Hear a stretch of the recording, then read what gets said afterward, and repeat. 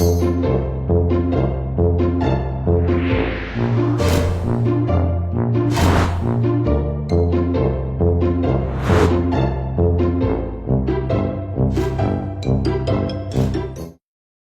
everyone, welcome to me reading Charlie and the Chocolate Factory with Tullamore Libraries. If you saw the video at the beginning, hopefully this will give you a good start to get going in your Summer Stars reading challenge to see how many books you can read this summer. I hope you enjoy. So Charlie and the Chocolate Factory by Roald Dahl, illustrated by Quentin Blake. So introducing our main characters: Charlie Bucket, Mr. Willy Wonka, Augustus Gloop, Mike Teavee, Veruca Salt, Violet Beauregarde and the Oompa Loompas. Chapter 1. Here Comes Charlie. These two very old people are the father and mother of Mr. Bucket. Their names are Grandpa Joe and Grandma Josephine. And these two very old people are the father and mother of Mrs. Bucket. Their names are Grandma George and Grandma Georgina. This is Mr. Bucket. This is Mrs. Bucket. Mr. and Mrs. Bucket have a small boy whose name is Charlie Bucket. This is Charlie. How do you do? And how do you do? And how do you do again? He's pleased to meet you. The whole of this family, the 6 grown-ups, count them, and little Charlie Bucket, lived together in a small wooden house on the edge of a great town. The house wasn't nearly large enough for so many people, and life was extremely uncomfortable for them all. There were only 2 rooms in the place altogether, and there was only 1 bed.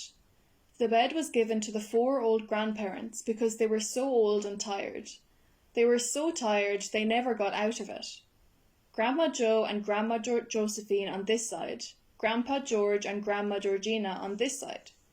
Mr. and Mrs. Bucket and little Charlie Bucket slept in the other room upon mattresses on the floor. In the summertime this wasn't too bad, but in the winter, freezing cold drafts blew over the floor all night long, and it was awful. There wasn't any question of them being able to buy a better house, or even 1 more bed to sleep in. They were far too poor for that. Mr. Bucket was the only person in the family with a job. He worked in a toothpaste factory, where he sat all day long at a bench and screwed the little caps onto the tops of the tubes of toothpaste after the tubes had been filled.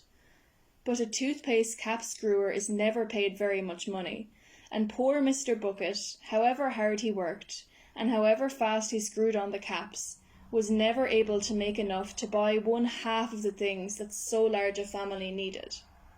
There wasn't even enough money to buy proper food for them all. The only meals they could afford were bread and margarine for breakfast, boiled potatoes and cabbage for lunch, and cabbage soup for supper. Sundays were a bit better. They all looked forward to Sundays because then, although they had exactly the same, everyone was allowed a second helping. The Buckets, of course, didn't starve, but every one of them, the 2 old grandfathers, the 2 old grandmothers, Charlie's father, Charlie's mother, and especially little Charlie himself, went about from morning till night with a horrible empty feeling in their tummies. Charlie felt it worst of all, and although his father and mother often went without their own share of lunch or supper so that they could give it to him, it still wasn't nearly enough for a growing boy. He desperately wanted something more filling and satisfying than cabbage and cabbage soup. The only thing he longed for more than anything else was chocolate.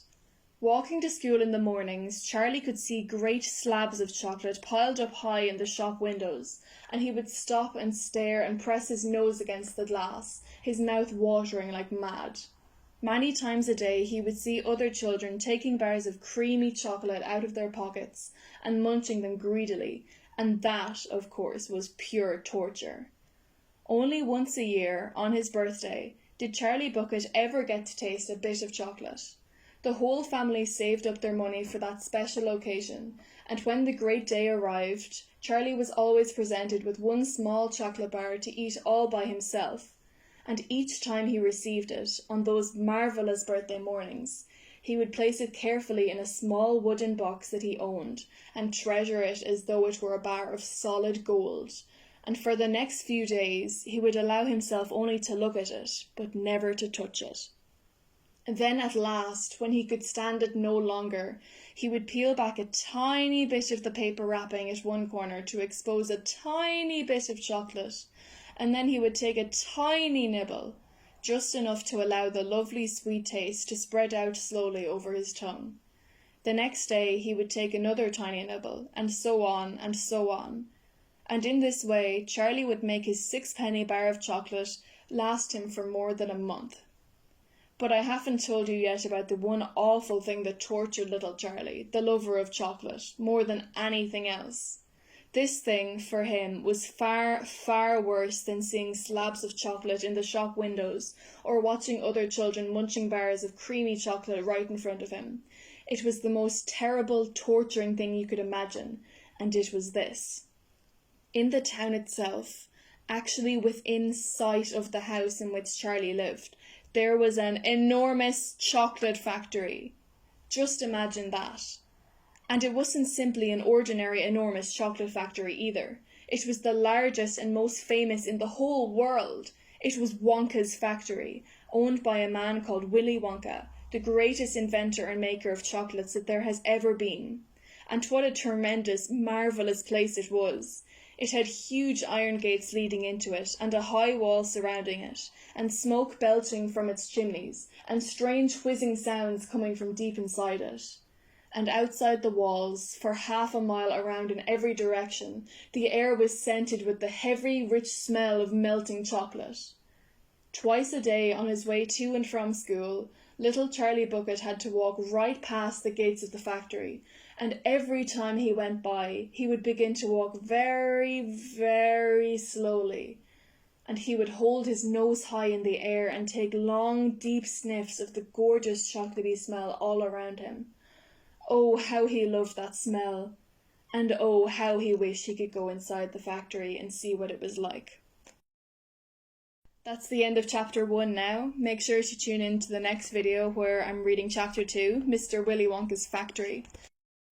If you want to read any more of Roald Dahl's books, you can either go into Tullamore Library and ask a librarian to help you find where they are on the shelves, or you can use their free-to-download app BorrowBox, where you can read ebooks or listen to audiobooks where they're read to you, and they have a great selection of Roald Dahl books.